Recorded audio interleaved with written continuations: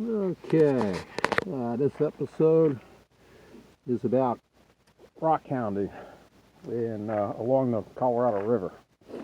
I'm in the southern part of California, Arizona border, and what they did, they dredged out the Colorado River in this section here. It's called Imperial Dam, long-term visitor area. A lot of snowbirds and stuff come here to camp for the winter because it's so nice. It's like in the 80s today.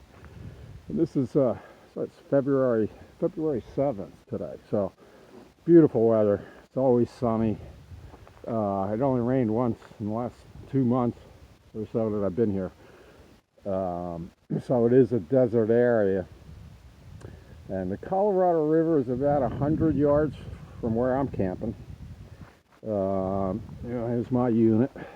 Small 22-footer, and it's pretty much boondock camping. There's no hookups or anything,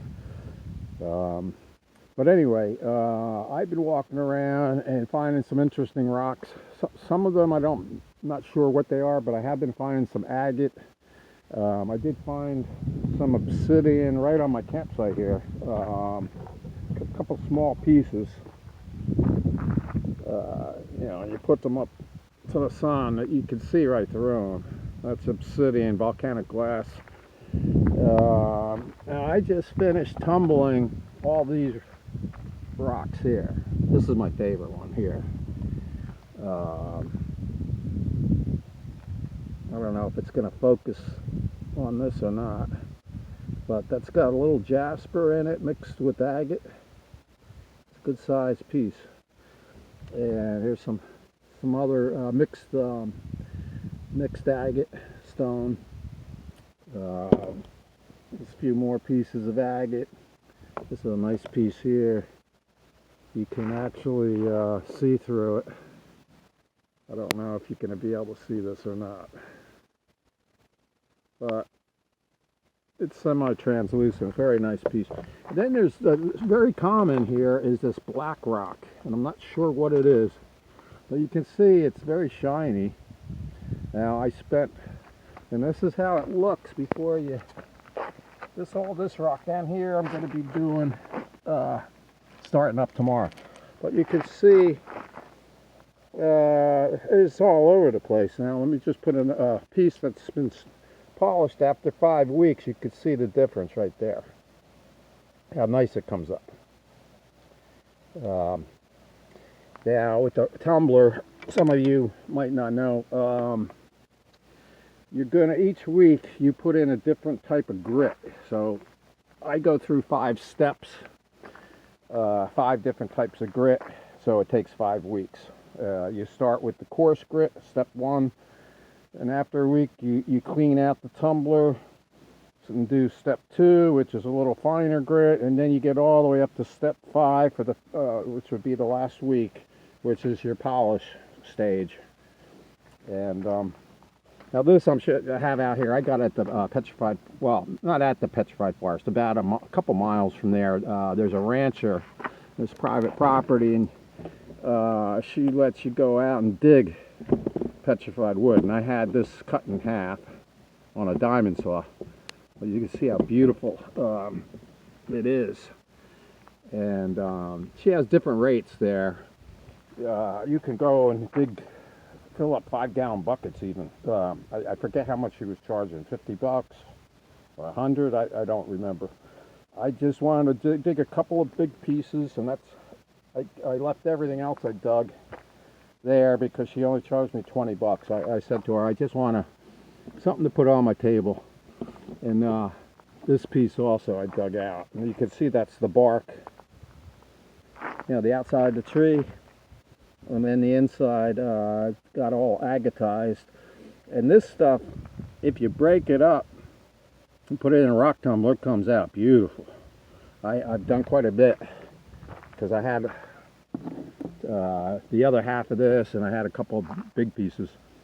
So anyway, that's the kind of stuff I'm finding here at Imperial Dam.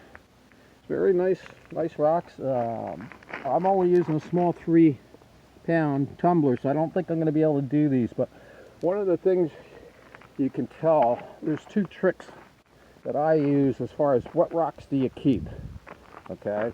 Obviously, I'm not keeping any of those, and I'm not going to tumble them, okay? The two tricks I do, if you can put it up to the sun and see through it, I keep it.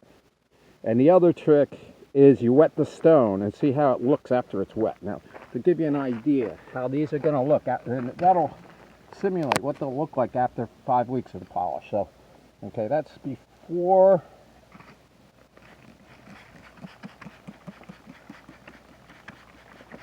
And that's after. I don't know if you can see this really good, but these are going to look beautiful. I mean, they already look pretty nice. So, it's the same thing with all this stuff here. If you wanted to bring a spray bottle, you just spray it down, and if it gets real glossy looking and shiny, it's going to polish up real nice. Okay, I've got some pretty nice pieces in here. Like I say, I haven't put them in the tumbler yet. This piece looks really cool.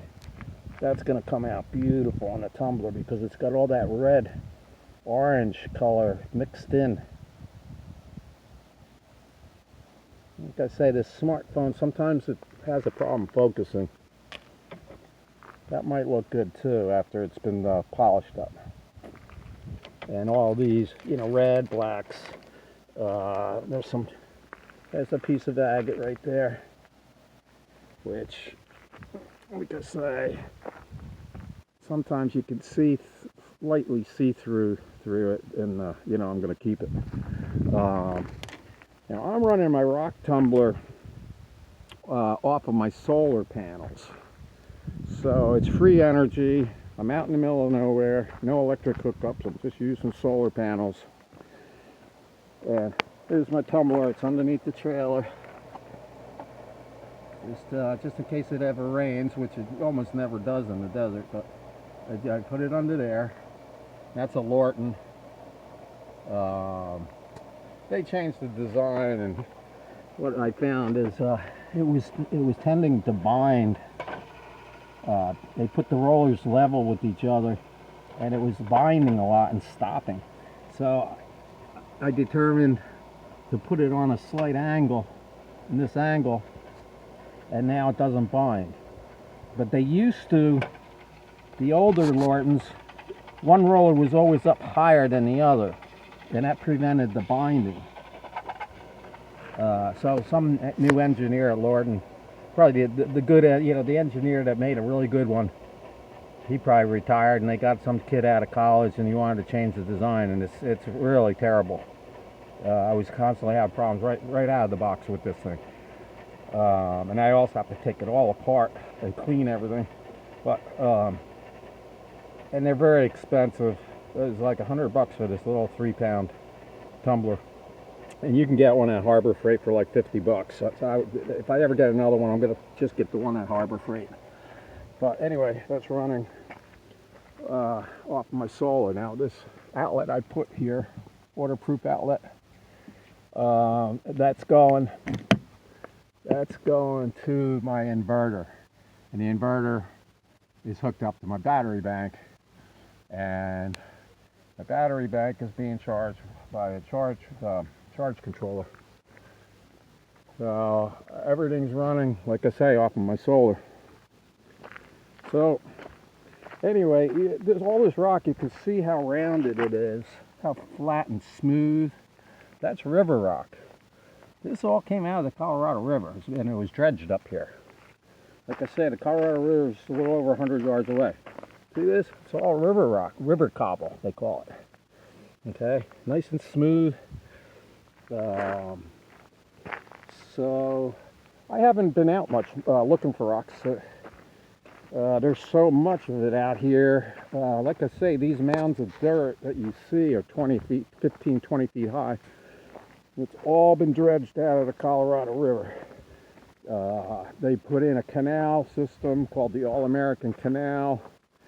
That whole mound, 15 feet high, that's all dredgings that they dredged out to make the All-American Canal, which is part of really was originally the Colorado River.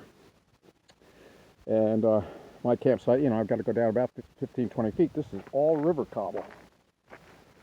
So, I've walked around 4 or 5 times and I found all that, basically agate, a little chalcedony, some jasper mixed in with some of the agate. Let's see if that'll come out.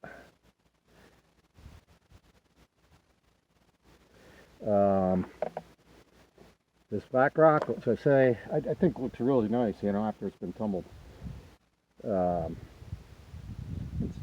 wish this thing would focus properly. So anyway, yeah, I even found a bottle, an old medicine bottle was broken on the lip.